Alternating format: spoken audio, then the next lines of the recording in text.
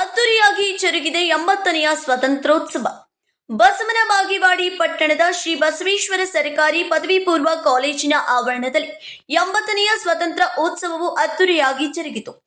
Mahatma Gandhiji, doctor Baba Saheb Ambedkar ಅವರ ಭಾವಚಿತ್ರಗಳಿಗೆ ಪೂಜೆ ಸಲ್ಲಿಸಿ ನಂತರ ಶ್ರೀ ವೈಎಸ್ ಸೋಮನಕಟ್ಟಿ ತಹಶೀಲ್ದಾರ್ ಅವರು ಧ್ವಜಾರೋಹಣ ಮಾಡಿದರು. ಆನಂತರ ಪಥ ಸಂಚಲನದಲ್ಲಿ ಭಾಗವಹಿಸಿದ ಪೊಲೀಸ್ ಸಿಬ್ಬಂದಿಗಳು, ವಿದ್ಯಾರ್ಥಿಗಳು ಗಣ್ಯರಿಗೆ ಧ್ವಜವಂದನೆ ಸಲ್ಲಿಸಿದರು. ನಂತರ ತಹಶೀಲ್ದಾರ್ ಕಾರ್ಯಕ್ರಮವನ್ನ ಉದ್ದೇಶಿಸಿ ಮಾತನಾಡುತ್ತಾ, ನಮ್ಮ ದೇಶ ಭಾರತದ ಜಗತ್ತಿನಲ್ಲಿ ಬಹುದೊಡ್ಡ ಪ್ರಜಾಪ್ರಭುತ್ವದ ರಾಷ್ಟ್ರವಾಗಿದೆ. 1947 ಆಗಸ್ಟ್ 15ರಂದು ನಮಗೆ ಬ್ರಿಟಿಷರಿಂದ ಸ್ವಾತಂತ್ರ್ಯ ದೊರೆಯಿತು. ಭಾರತವು ಸ್ವತಂತ್ರ ಪೂರ್ವದಲ್ಲಿ ನಮಗೆ ಶೋಷಣೆಗೆ ಒಳಪಡಿಸಿದ್ದರು. ಇದನ್ನು ಅರಿತ ಅನೇಕ ಮಹನೀಯರು, ಗಾಂಧೀಜಿ, ನೆಹರು, ಸುಭಾಷ್ ಚಂದ್ರ ಬೋಸ್, ಇನ್ನೂ ಅನೇಕ ಮಹನೀಯರ ಅಹಿಂಸಾತ್ಮಕ ಹೋರಾಟದ ಮೂಲಕ, ಬಲಿದಾನದ ಮೂಲಕ ಈ ಸ್ವಾತಂತ್ರ್ಯ ನಮಗೆ ದೊರೆತಿದೆ. ಇಂದು ಶೈಕ್ಷಣಿಕವಾಗಿ, ಸಾಮಾಜಿಕವಾಗಿ, ವೈಜ್ಞಾನಿಕವಾಗಿ, ಆರ್ಥಿಕವಾಗಿ ಜಗತ್ತಿಗೆ 3ನೇ ಅತಿ ದೊಡ್ಡ ರಾಷ್ಟ್ರವಾಗಿ ಬೆಳೆಯುತ್ತಿದೆ. ಸಾಕಷ್ಟು ಪ್ರಗತಿಯನ್ನ ಸಾಧಿಸಿದೆ. ಇಂದಿನ ವಿದ್ಯಾರ್ಥಿಗಳು ನಮ್ಮ ದೇಶದ ಮುಂದಿನ ಪ್ರಜೆಗಳು. ಪ್ರಜಾಪ್ರಭುತ್ವ ರಾಷ್ಟ್ರ ಇನ್ನೂ ಅಭಿವೃದ್ಧಿ ಹೊಂದುವಲ್ಲಿ ನಿಮ್ಮ ಪಾತ್ರ ದೊಡ್ಡದಿದೆ ಎಂದರು. ಸನ್ಮಾನ್ಯ ಶಾಸಕರಾದ ಶ್ರೀ ಶಿವಾನಂದ ಎಸ್ ಪಾಟೀಲ್ ಅವರು ಕಾರ್ಯಕ್ರಮದಲ್ಲಿ 80ನೆಯ ಸ್ವಾತಂತ್ರ್ಯ ಉತ್ಸವದ ಕುರಿತು ಮಾತನಾಡಿದರು. ಭಾರತವು ವೈವಿಧ್ಯಮಯ ದೇಶವಾಗಿದೆ. ಅನೇಕ ಹಬ್ಬಗಳನ್ನು ಆಚರಿಸುತ್ತೇವೆ. ರಾಷ್ಟ್ರೀಯ ಹಬ್ಬಗಳಾದ ಸ್ವಾತಂತ್ರ್ಯ ದಿನಾಚರಣೆ ಬಹಳ ಮಹತ್ವದಾಗಿದೆ. ಇಂದು ನಾವು ಒಟ್ಟಾಗಿ ಸೇರಿ ಈ ಹಬ್ಬವನ್ನ ವಿಜೃಂಭಣೆಯಿಂದ ಆಚರಿಸುತ್ತೇವೆ. ನಮ್ಮ ದೇಶದಲ್ಲಿ ಕರ್ನಾಟಕವು ಆರ್ಥಿಕವಾಗಿ ಬಹಳಷ್ಟು ಅಭಿವೃದ್ಧಿ ಹೊಂದಿರುವ ರಾಜ್ಯವಾಗಿದೆ. ನಮ್ಮ ರಾಜ್ಯದ ಅನೇಕ ಜನರು ಸ್ವಾತಂತ್ರ್ಯಕ್ಕಾಗಿ ಹೋರಾಡಿದ್ದಾರೆ. ಅವರೆಲ್ಲರನ್ನ ನಾವೆಲ್ಲ ಸ್ಮರಿಸಬೇಕು ಮತ್ತು ನೀವೆಲ್ಲ ನಮ್ಮ ದೇಶದ ಪ್ರಗತಿಯಲ್ಲಿ ಪಾಲ್ಗೊಳ್ಳಿರಿ. ಭೂಮಿಯಿಂದ ಆಕಾಶದವರೆಗೆ ಹೋಗಿ ಬಂದಿದ್ದೇವೆ ಅಂತ ಹೇಳಿದರು. ಈ ಕಾರ್ಯಕ್ರಮದಲ್ಲಿ ಆದರ್ಶ ಶಿಕ್ಷಕರನ್ನ, ಸೈನಿಕರನ್ನ ಸನ್ಮಾನಿಸಲಾಯಿತು. ಇದೇ ಸಮಯದಲ್ಲಿ ವೆಂಕಟೇಶ್ ವಂದಲ, ಚಂದ್ರಕಾಂತ್ ನಂತರೆಡ್ಡಿ, ಎಚ್.ಎಸ್. ಚಿತ್ತರ್ಗಿ, ಶ್ರೀಮತಿ ರೇಣುಕಾ ಕಲ್ಬುರ್ಗಿ, ಮೆಹಬೂಬ್ ನಾಯಕೋಡಿ, ನಗರದ ಎಲ್ಲಾ ಶಾಲೆಗಳ ಶಿಕ್ಷಕರು, ಊರಿನ ಗುರು ಹಿರಿಯರು, ವಿದ್ಯಾರ್ಥಿಗಳು, ಸರ್ಕಾರಿ ಅಧಿಕಾರಿಗಳು ಭಾಗವಹಿಸಿದರು. ಅನೇಕ ವಿಜ್ಞಾನಿಗಳು ಬಹಳ ದೊಡ್ಡ ಸಾಧನೆಯನ್ನ ಮೆರೆದಿದ್ದಾರೆ. ಇವತ್ತು ನನಗೆ ಬಹಳ ಸಂತೋಷದ ಸಂಗತಿ ಏನಪ್ಪ ಅಂತಂದರೆ, ಈಗಾಗಲೇ ತಾಲೂಕಾ ದಂಡಾಧಿಕಾರಿಗಳು ತಮ್ಮ ಭಾಷಣದಲ್ಲಿ ಹೇಳಿದಾಗೆ ಭೂಮಿಯಿಂದ ಆಕಾಶದವರೆಗೆ ಯಾರಾದರೂ ಮುಟ್ಟಿದ್ರೆ ಅದು ಭಾರತೀಯರು ಅಂಥೇಳಿ ಭಾಳ ಹೆಮ್ಮೆಯಿಂದ ನಾನು ಹೇಳ್ಕೊಳ್ಬೇಕಾಗ್ತದೆ. ಅವ್ರಿಗೆ ನಾವು ಎಷ್ಟೇ ಕೃತಜ್ಞತೆ ಸಲ್ಲಿಸಿದ್ರು ಕೂಡ ಕಡಿಮೆ.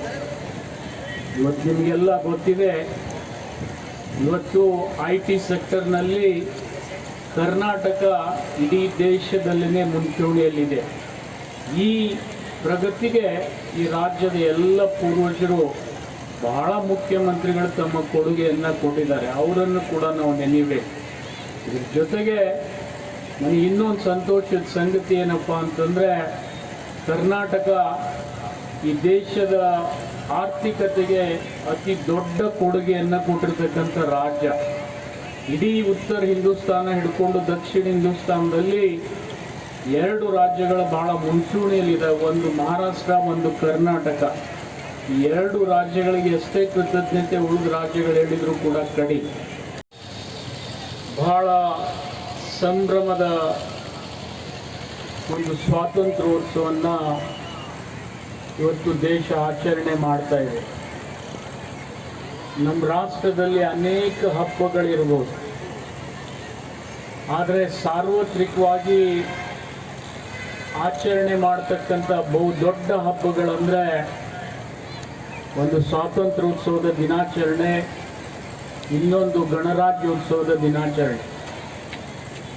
ಇವೆರಡೂ ಈ ದೇಶವನ್ನು ಒಗ್ಗೂಡಿಸ್ತಕ್ಕಂಥ,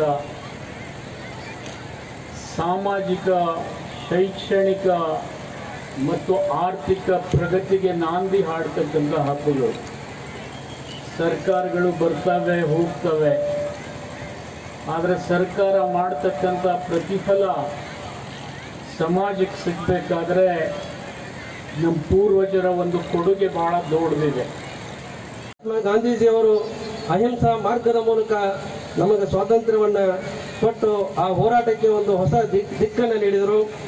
ಅದರ ಜೊತೆಗೆ ಭಗತ್ ಸಿಂಗ್ ಅವರು ತಮ್ಮ ಯುವ ಜೀವನವನ್ನೇ ಈ ಒಂದು ಸ್ವಾತಂತ್ರ್ಯಕ್ಕಾಗಿ ಮುಡಿಪಾಗಿಟ್ಟರು.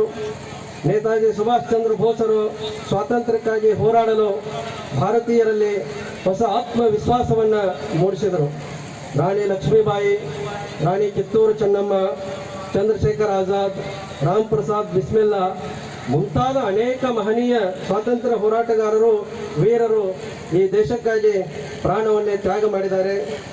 ಇಂದು ನಾವು ಎಲ್ಲ ಆ ಮಹಾನ್ ವ್ಯಕ್ತಿಗಳನ್ನು ನೆನಪಿಸಿಕೊಳ್ಳೋದು ಅಷ್ಟೇ ಅಲ್ಲ, ನೆನಪಿಸಿಕೊಳ್ಳೋದು ಬಹಳ ಮುಖ್ಯ.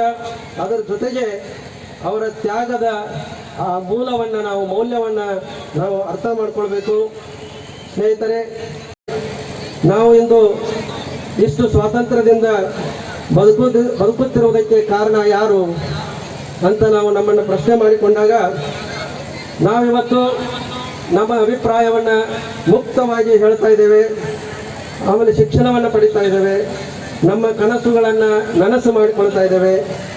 ದೇಶದ ಯಾವುದೇ ಭಾಗಕ್ಕೆ ಹೋಗಿ ನಾವು ಅಲ್ಲಿ ವಾಸ ಮಾಡಲಿಕ್ಕೆ ಅವಕಾಶ ನಮಗಿದೆ. ಆದರೆ ಈ ಸ್ವಾತಂತ್ರ್ಯ ನಮಗೆ ಸುಲಭವಾಗಿ ಸಿಕ್ಕಿದ್ದಲ್ಲ. ಅಸಂಖ್ಯಾತ ದೇಶಭಕ್ತರ ಹೋರಾಟ, ತ್ಯಾಗ ಮತ್ತು ಬಲಿದಾನದ ಫಲವಾಗಿ ನಮಗೆ ಈ ಒಂದು ಸ್ವಾತಂತ್ರ್ಯ ದೊರಕಿದೆ.